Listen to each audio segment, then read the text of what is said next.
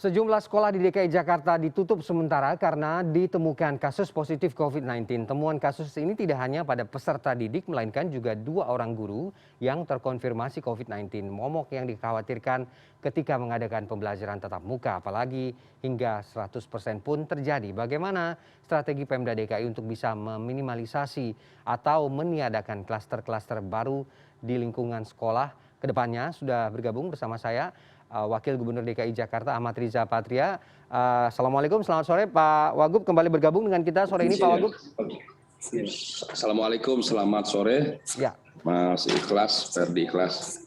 Ferdi Ilyas Pak dan pemirsa Wagub. CNN. Ferdi Ilyas dan Ya, teman-teman oke. dan pemirsa CNN. Baik, Pak Wagub langsung saja kita ingin konfirmasi lagi sejumlah hal terkait dengan penutupan sekolah di DKI Jakarta. Kemarin Anda menyampaikan ada 7 sekolah ya. Sampai hari ini sudah berapa Pak dan sebarannya di mana saja? Ada penambahan Jadi Pak Wagub? dari berdasarkan laporan sementara yang kami terima ya, sampai dengan kemarin itu ada 10 sekolah yang dihentikan sementara ya, terkait program PTM 100% terbatas ya. Jadi selama 5 hari ditutup, ada yang mulai dari 8 Januari, ada yang mulai 10, 11, 12, dan 13 Januari.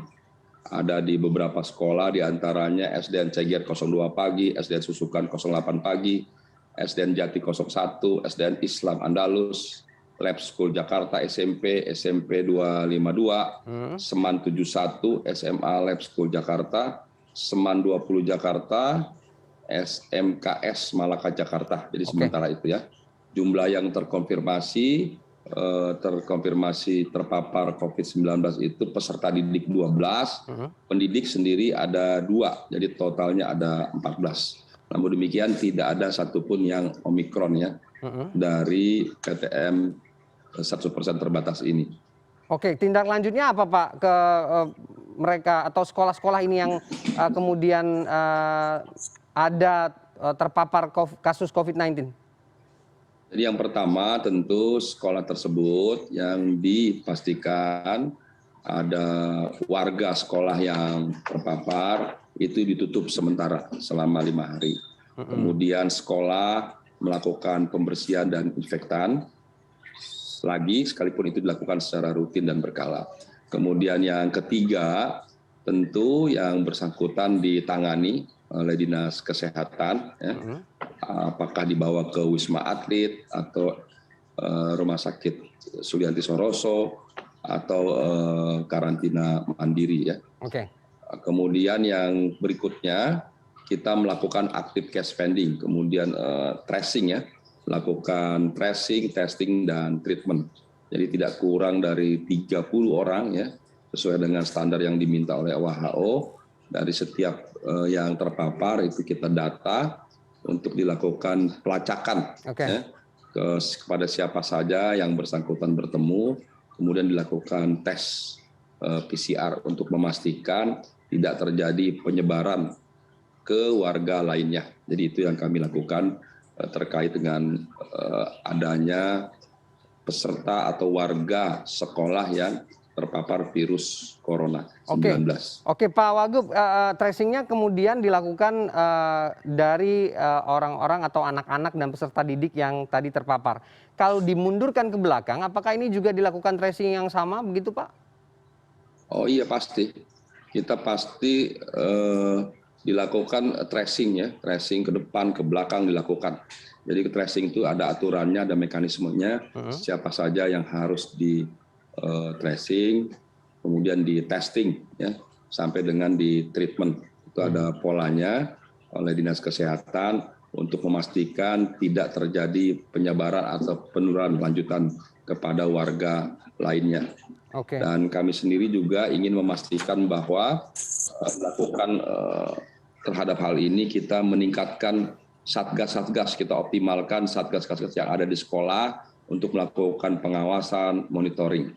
Yang ketiga juga kita pastikan bahwa anak-anak semuanya warga Jakarta termasuk sekolah terlebih yang 6 sampai 11 tahun untuk mendapatkan vaksin ya. Sudah lebih dari 63% data 2 hari yang lalu yang mendapat vaksin. Kita targetkan selesai anak-anak sampai 100%. Kalau Oke. total vaksin di Jakarta sendiri sudah lebih dari 120% yang ditargetkan. Oke. Kemudian Dinas Kesehatan juga melakukan active case finding kepada sekolah-sekolah untuk melihat positivity rate-nya yang ada di sekolah-sekolah. Jadi semuanya sudah ada prosedur SOP, langkah-langkah yang harus kita lakukan terkait pencegahan, penanganan, dan pengendalian COVID-19. Oke, Pak Wagub, kita ingin juga menanyakan soal teknis pembelajaran tatap muka yang berlangsung misalnya di SD ya, karena tadi banyak sekali anak-anak SD kemudian yang terpapar begitu. Ini apakah memang mereka dimasukkan dalam shift yang sama dalam satu hari atau satu shift saja atau bagaimana pembagian mereka, atau ini tergantung kebijakan masing-masing sekolah? Secara umum memang dimasukkan dalam kelas dengan jarak yang sudah diatur, melaksanakan protokol kesehatan.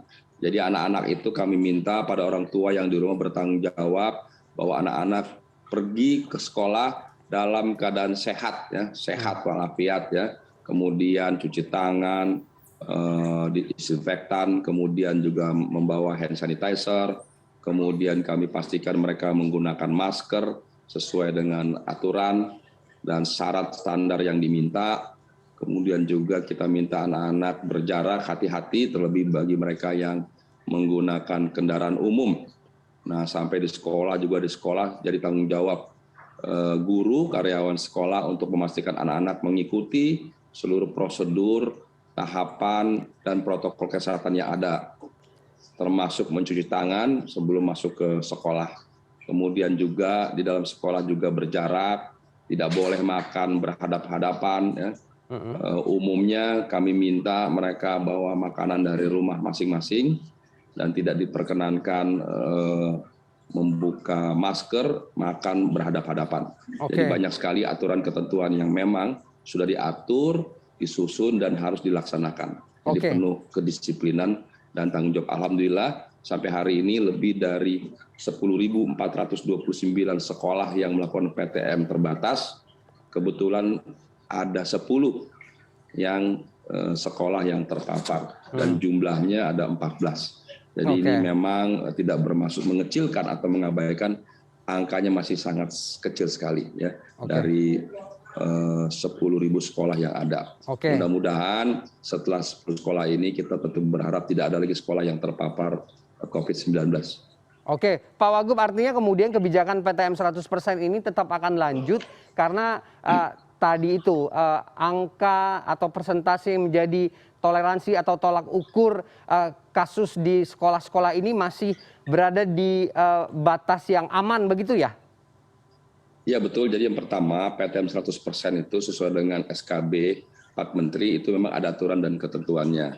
Dan Provinsi DKI Jakarta itu di level 1-2 itu yang dimungkinkan melakukan PTM terbatas 100%. Jadi kami memang memenuhi syarat. Syarat lainnya selain PPKM level 1-2 adalah bahwa jumlah warga yang divaksin ya, itu harus lebih dari 80%. Kemudian bagi lansia lebih dari 50%. Sementara DKI Jakarta itu lebih dari 91%. Bahkan peserta didiknya sudah lebih dari 97%. Kemudian juga lansianya kita sudah lebih dari 80%. Dari DKI Jakarta sangat memenuhi syarat. Lebih lagi DKI Jakarta didukung dengan sarana prasarana SDM atau tenaga nakes yang cukup banyak dan berkualitas dan cukup berpengalaman, di samping semua dukungan logistik yang cukup. Jadi mudah-mudahan DKI Jakarta masih tetap bisa melaksanakan PTM terbatas 100%, karena memang sesuai dengan syarat yang ada Jakarta memenuhi. Sekalipun masih ada yang terpapar yaitu 10 sekolah dengan jumlah 14 orang. Oke, baik. Artinya PTM 100% masih akan terus berlanjut dengan pengawasan yang tentu semakin ketat agar tidak kemudian muncul lagi kasus-kasus terpaparnya peserta didik dan juga pengajar di sejumlah sekolah yang ada di Provinsi DKI Jakarta. Terima kasih Wakil Gubernur DKI Jakarta Ahmad Riza Patria sudah bergabung dengan CNN Indonesia Newsroom sore ini. Assalamualaikum. Terima kasih Mas Ferdi Ikhlas dan pemirsa CNN.